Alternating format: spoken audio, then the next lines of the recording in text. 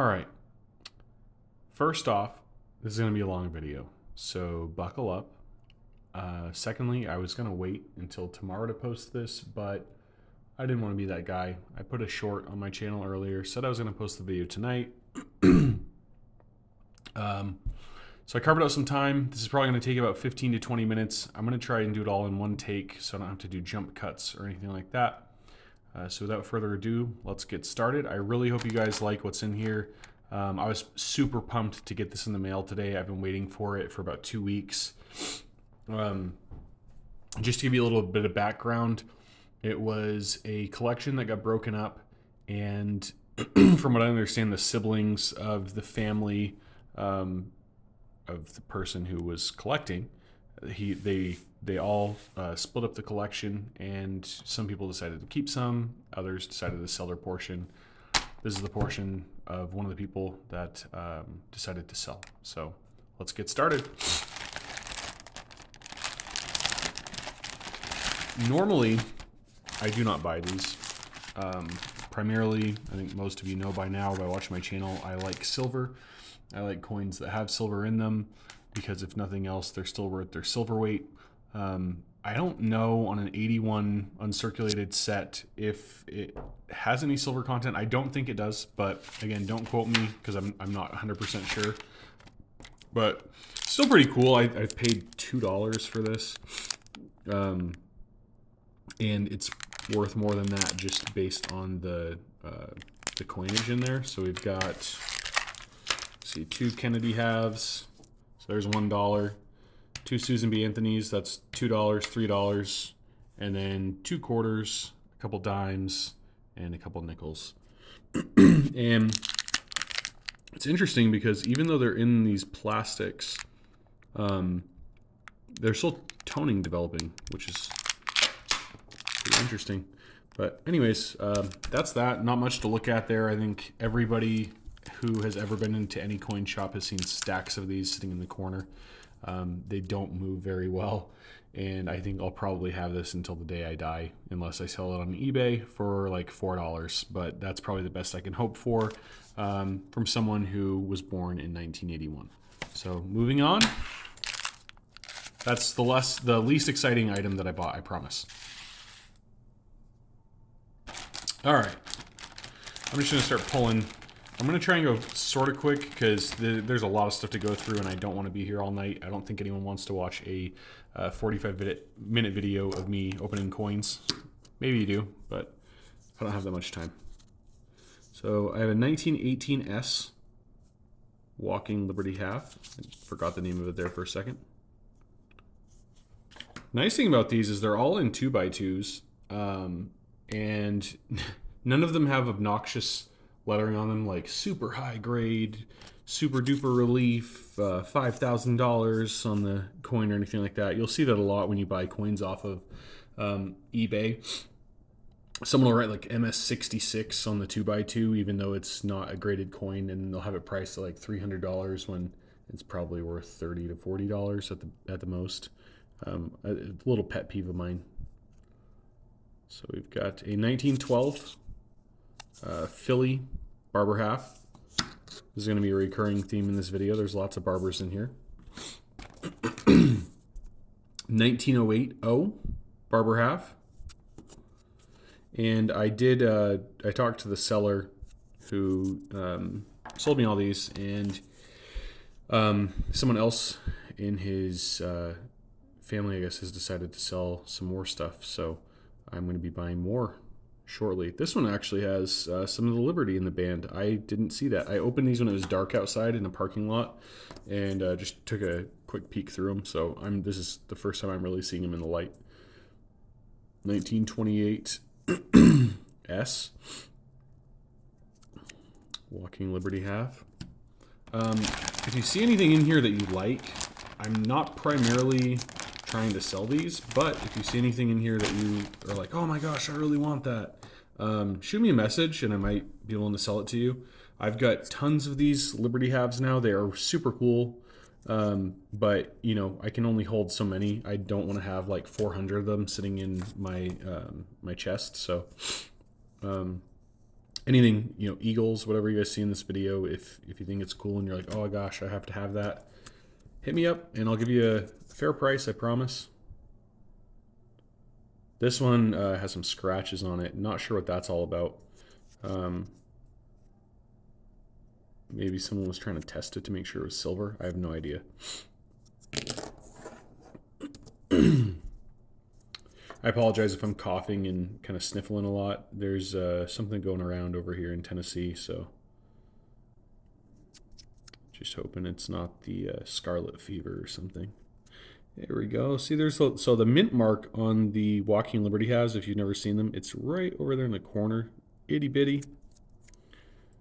It's a 36S.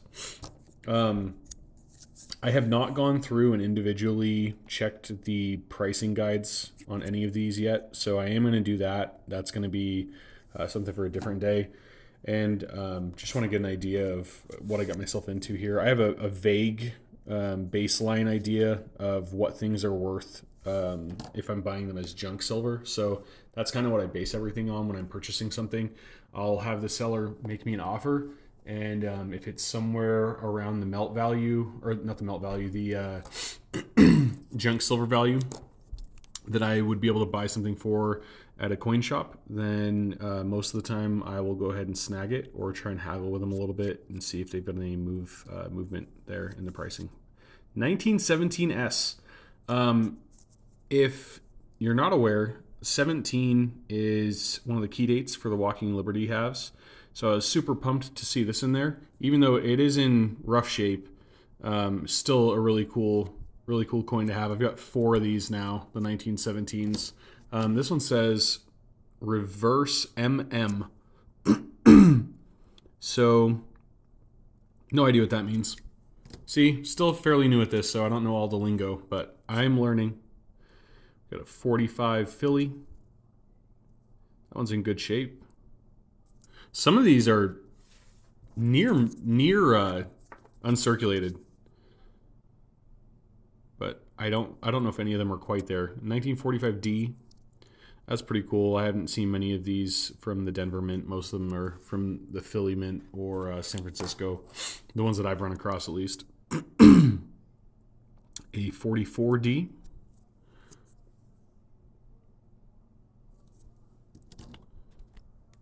I'm at 7 minutes and 45 seconds. I got to get chugging. 35S. Another nice one. We're almost done with these. There might be a couple stragglers in the bag, but I try to get them all into one stack. A 36D. There we go.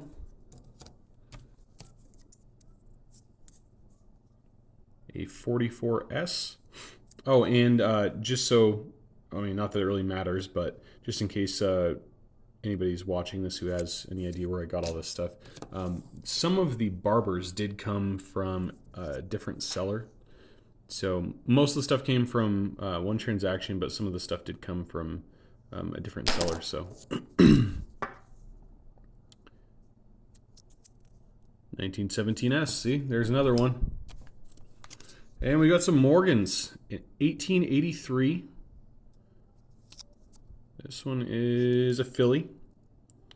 Good, well, decent feathering still in the chest if you hold it at the right angle. If you've shopped for Morgans on eBay, people will always, you know, someone might have their thumb over that little clash mark on the neck and then be like, oh, this is a MS64 Morgan. And then they'll hold it at that angle when they take the picture of it so that you can see the chest feathers. But it's in reasonably good shape. It doesn't look like it's been cleaned to me. It could have been, but they did a good job if it has been. I don't care. 1884. This one's got, again, some clash marks on the chin. For everybody who doesn't know, most of them were kept in bank bags.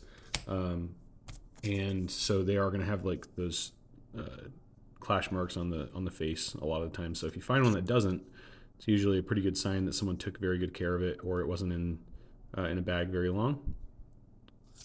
This one's probably the best out of the bunch, honestly, so far. 1921. Probably the least favorite Philly among Morgan collectors because they're so quote unquote common. I don't care. It's still a Morgan dollar to me, and I like them. So I'll take hundreds of these if I can find them for a good price.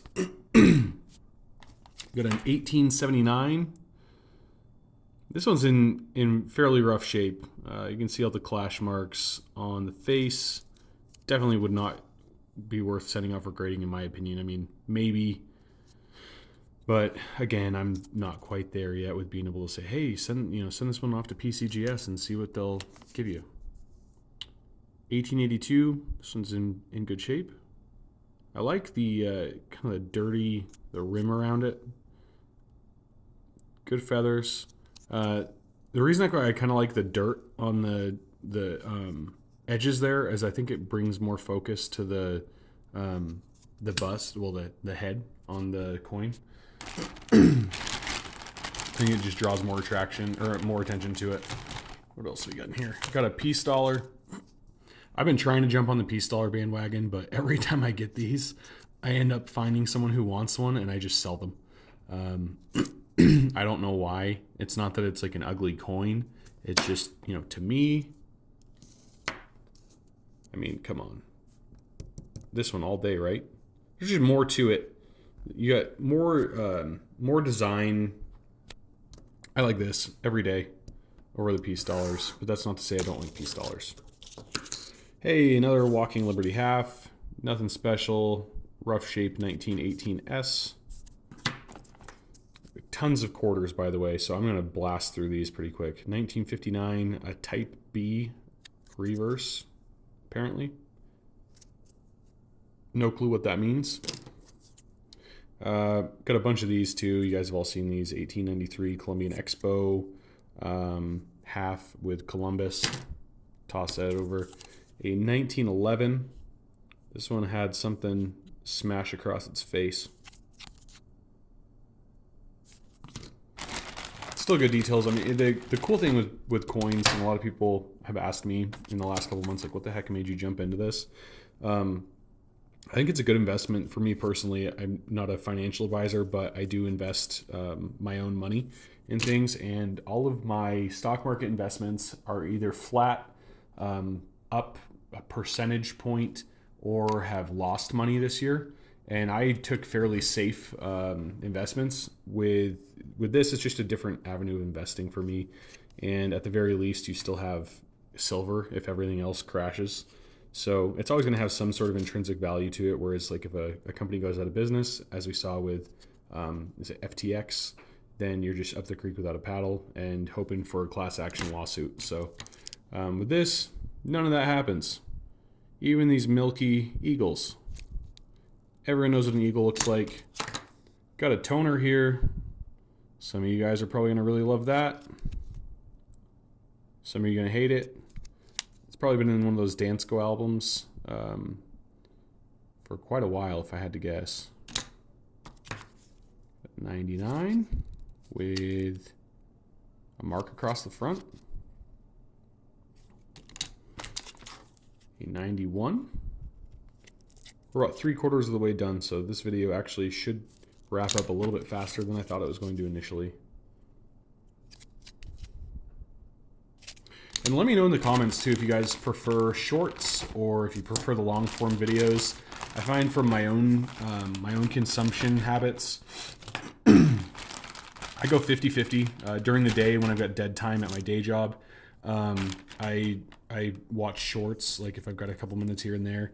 But in the evening, I prefer to watch the longer videos. I find it more relaxing and, no different than watching a TV show. So 62 Type A reverse, apparently. Again, no clue what that stuff means yet. I know that makes me probably sound incredibly stupid, but I'm still learning. So 47 Walking Liberty. 57D. All these quarters are in amazing condition if you think of how old they are. I mean, that one, like, you can still see the feathers on the eagle's chest there. No clash marks anywhere. Oh, never mind. Take that back. See? I'm not good at grading. Don't trust me if I say something is a certain grade. This one's good too. 63D. with some toning up in the top right corner. Another Walking Liberty half. Oh, another 1917. I didn't even know that was in there. Rough shape, but still the date's cool. My only Kennedy of the batch. I had tried to snag like 5 or 6 of these, but the guy just was not having it, so I took what I could. 46, first year issue, Roosevelt dime. Pretty cool. I don't usually buy dimes, but we got a Franklin 57D. Another quarter, 52. A 63D. Pretty good shape. All this stuff was inventoried very well too. I got to give it to the guy. I had like crystal clear pictures on everything that I could look at. Just picked and choose what I wanted, and got a price, and I was comfortable with it, so snagged it. 19060. Another quarter. There you go. You know, buzz through this video. I will not be offended if I see that my watch rate goes down. You know, skim through it maybe 2x speed so you don't have to listen to me talk either. But 1915D.